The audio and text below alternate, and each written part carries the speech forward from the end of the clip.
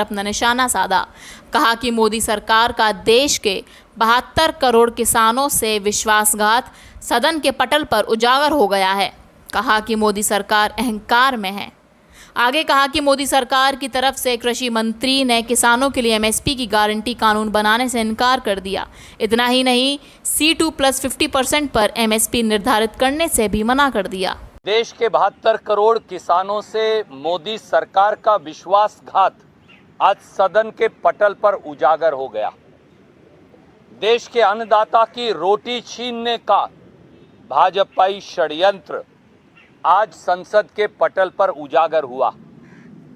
700 शहीद किसानों की शहादत को तिरस्कार करने का भाजपाई साजिश और लाखों किसानों की उमंगों को भाजपाई बुलडोजर से कुचलने का भाजपाई रास्ता आज सदन के पटल पर उजागर हो गया, खुल गया।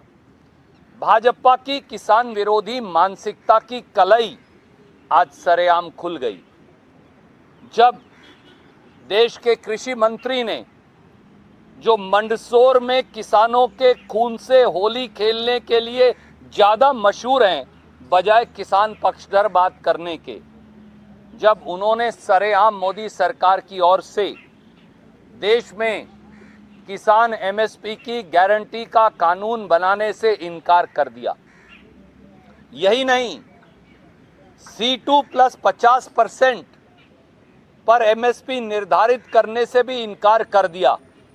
C2 यानी किसान की इनपुट कॉस्ट, किसान की फैमिली लेबर, किसान की ज़मीन का किराया, उस पर 50% मुनाफा देने का जो प्रधानमंत्री जी ने वादा किया था, आज ये उससे भी मुकर गए।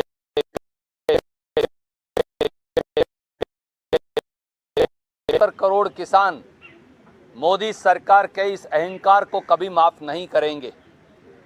आज हिंदुस्तान के इतिहास में एक काला दिन है जो संसद में हुआ।